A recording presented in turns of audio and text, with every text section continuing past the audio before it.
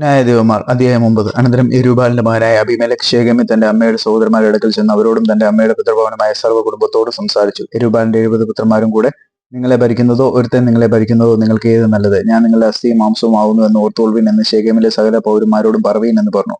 അങ്ങനെ അവന്റെ അമ്മയുടെ സഹോദരന്മാർ ശെഖേമിന്റെ സകല പൗരന്മാരോടും ഈ വാക്കുകളൊക്കെ അവന് വേണ്ടി സംസാരിച്ചപ്പോൾ അവർ ഹൃദയം അബീമേലെക്കിങ്കൽ ചാഞ്ഞു. അവൻ നമ്മുടെ സഹോദരനല്ലോ എന്ന് അവർ പറഞ്ഞു.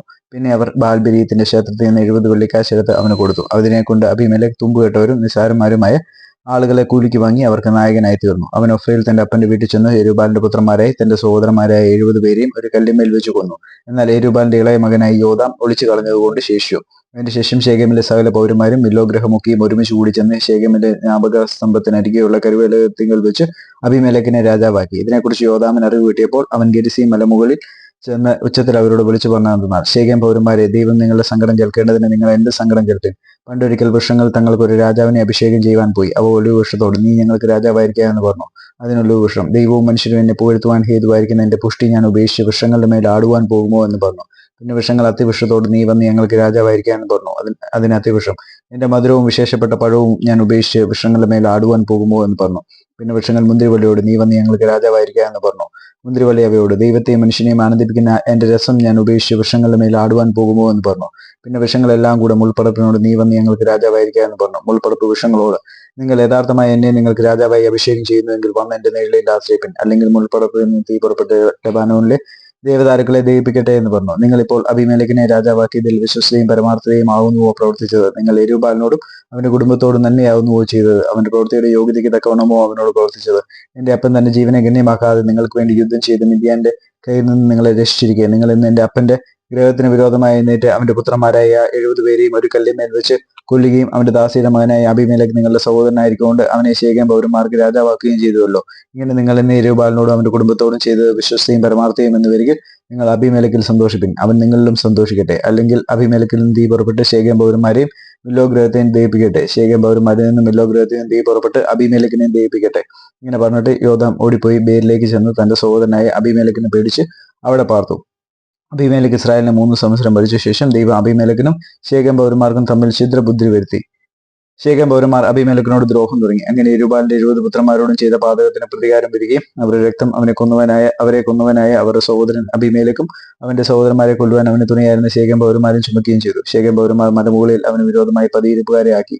ഇവർ തങ്ങളുടെ സമീപത്തുകൂടി വഴി പോകുന്ന എല്ലാവരോടും കവർച്ച തുടങ്ങി. ഇതിനെക്കുറിച്ച് അബീമേലെക്കിന് അറിവ് കിട്ടി. അപ്പോൾ ഏബെദിന്റെ മകനായ ഗാലും അവന്റെ സഹോദരന്മാരും വന്ന് ശെഖേമിൽ കടന്നു. ശെഖേം പൗരന്മാർ അവനെ വിശ്വസിച്ചു. അവർ വയലിൽ ചെന്ന് തങ്ങളുടെ മുന്തിരിത്തോട്ടങ്ങളിലെ കുല അറുത്ത് ഉത്സവം കൊണ്ടാടി. തങ്ങളുടെ ദേവന്റെ ക്ഷേത്രത്തിൽ ചെന്ന് തിന്നുകുടിക്കുകയും അബീമേലെക്കിനെ ശപിക്കുകയും ചെയ്തു. ഏബെദിന്റെ മകനായ ഗാൽ പറഞ്ഞത്, അബീമേലെക്കിനെ നാം സേവിക്കേണ്ടതിന് അവൻ ശെഖേമാർ, അവൻ യെരുബ്ബാലിന്റെ മകനും സെബൂൽ അവന്റെ കാര്യസ്ഥനുമല്ലയോ? അവൻ ശെഖേമിന്റെ അപ്പനായ ഹാമോറിന്റെ ആളുകളുമായി അവനെ സേവിക്കട്ടെ. നാം അവനെ സേവിക്കുന്ന എന്തിന്? ഈ ജനം എന്റെ കൈക്കീഴായിരുന്നെങ്കിൽ ഞാൻ അബീമേലെക്കിനെ നീക്കിക്കളയുകയും അബീമേലെക്കിനോട് നിന്റെ സൈന്യത്തെ വർദ്ധിപ്പിച്ച് പുറപ്പെട്ടു വരിക എന്ന് പറയുകയും ചെയ്യുമായിരുന്നു. ഏബെദിന്റെ മകനായ ഗാലിന്റെ വാക്കുകളെ കേട്ടപ്പോൾ നഗരാധിപനായ സെബൂലിന്റെ കോപം ജ്വലിച്ചു. അവൻ രഹസ്യമായിട്ട് അബീമേലെക്കിന്റെ അടുക്കൽ ദൂതന്മാരെ അയച്ചു. ഇതാ, ഏബെദിന്റെ മകനായ ഗാലും അവന്റെ സഹോദരന്മാരും ശെഖേമിൽ വന്നിരിക്കുന്നു. അവർ പട്ടണത്തെ നിന്നോട് മത്സരിപ്പിക്കുന്നു. ആകയാൽ നീയും നിന്നോട് കൂടെയുള്ള പടജനവും രാത്രി പുറപ്പെട്ട് വയലിൽ പതിയിരുന്നു കൊള്ളുവിൻ. രാവിലെ സൂര്യൻ ഉദിക്കുമ്പോൾ എഴുന്നേറ്റ് പട്ടണത്തെ ആക്രമിക്കുക. എന്നാൽ അവനും കൂടെയുള്ള പടജനവും നിന്റെ നേരെ പുറപ്പെടുമ്പോൾ തരം പോലെ അവരോട് പ്രവർത്തിക്കാം എന്ന് പറയിച്ചു.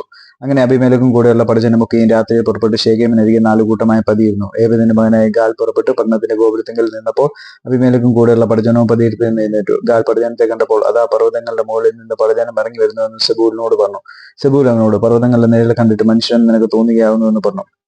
ഗാൽ പിന്നെയും, അതാ പടജനം ദേശമതി ഇറങ്ങി വരുന്നു, മറ്റൊരു കൂട്ടവും പ്രാശ്നികന്മാരുടെ കരുവലയത്തിന്റെ സമീപത്തുകൂടി വരുന്നുവെന്ന് പറഞ്ഞു. സെബൂലൂനോട്, നാം അബീമേലെക്കിനെ സേവിക്കേണ്ടതിന് അവൻ ആരെന്ന് പറഞ്ഞ നിന്റെ വായി ഇപ്പോൾ എവിടെ? ഇത് നീ പുച്ഛിച്ച പടജനമല്ലയോ?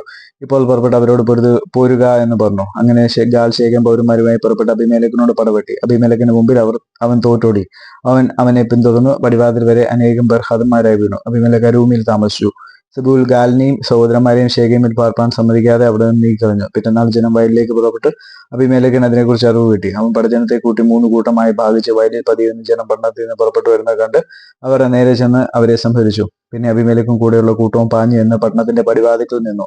മറ്റേ കൂട്ടം രണ്ടും വയലിലുള്ള സകല ജനത്തിന്റെയും നേരെ പാഞ്ഞു എന്ന് അവരെ സംഹരിച്ചു. അബീമേലെക്ക് അന്ന് മുഴുവനും പട്ടണത്തോട് പൊരുത് പട്ടണം പിടിച്ച് അതിലെ ജനത്തെ കൊന്ന് പട്ടണത്തെ ഇടിച്ചു കളഞ്ഞ് അതിൽ ഉപ്പ് വിതറി. ശെഖേം ഗോപുരവാസികൾ എല്ലാവരും ഇത് കേട്ടപ്പോൾ ബെരീത്തിന്റെ ക്ഷേത്ര മണ്ഡപത്തിൽ കടന്നു. ശെഖേം ഗോപുരവാസികൾ എല്ലാവരും ഒന്നിച്ചു കൂടിയിരിക്കുന്നു എന്ന് അബീമേലെക്കിന് അറിവ് കിട്ടി. അബീമേലെക്കും കൂടെയുള്ള പടജനമൊക്കെയും സൽമോൻ മലയിൽ കയറി അബിമേലെക്ക് കോടാലി എടുത്ത് ഒരു മരക്കൊമ്പ് വെട്ടി ചുമലിൽ വെച്ച് തന്റെ പടജനത്തോട്, ഞാൻ ചെയ്തത് നോക്കി നിങ്ങളും വേഗം അതുപോലെ ചെയ്യുക എന്ന് പറഞ്ഞു. പടജനമെല്ലാം അതുപോലെ ഓരോരുത്തൻ ഓരോ കൊമ്പ് വെട്ടി അബിമേലെക്കിന്റെ പിന്നാലെ ചെന്ന് മണ്ഡപത്തിനരികെ ഇട്ട് തീ കൊടുത്ത് മണ്ഡപത്തോടുകൂടെ അവരെ ചുട്ടുകളഞ്ഞു. അങ്ങനെ ശേഖയും ഗോപുരവാസികളൊക്കെയും പുരുഷന്മാരും സ്ത്രീകളുമായി ഏകദേശം 1000 പേർ മരിച്ചുപോയി. അനന്തരം അബിമേലെക്ക് തേബസിലേക്ക് ചെന്ന് തേബസിന് വിരോധമായി പാളയം ഇറങ്ങി അതിനെ പിടിച്ചു.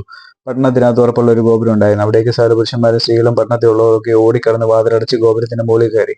അബിമേലെക്ക് ഗോപുരത്തിനരികെ എത്തി അതിനെ ആക്രമിച്ചു. അതിനെ തീ കൊടുത്ത് ചുട്ടുകളയേണ്ടതിന് ഗോപുരവാതിൽ നടത്തി തന്നു. അപ്പോൾ ഒരു സ്ത്രീ തിരികലിന്റെ പിള്ള അബിമേലെക്കിന്റെ തലയിലിട്ട് അവന്റെ തലയോട് തകർത്ത് കളഞ്ഞു. ഉടനെ അവൻ തന്റെ ആയുധവാഹകനായ ബാലിക്കാരനെ വിളിച്ചു, ഒരു സ്ത്രീ എന്നെ കൊന്നു എന്ന് പറയാതിരിക്കാൻ നിന്റെ വാൾ ഊരി എന്നെ കൊല്ലുക എന്ന് അവനോട് പറഞ്ഞു. അവന്റെ ബാലിക്കാരൻ അവനെ കുത്തി. അങ്ങനെ അവൻ മരിച്ചു.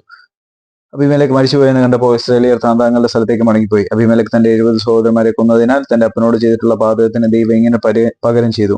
ശേഖേം നിവാസികളുടെ സകല പാതകങ്ങളും ദൈവം അവരുടെ തലമേൽ വരുത്തി. അങ്ങനെ സെരുബ്ബാലിന്റെ മകനായ യോഥാമിന്റെ ശാപം അവരുടെ മേൽ വന്നു.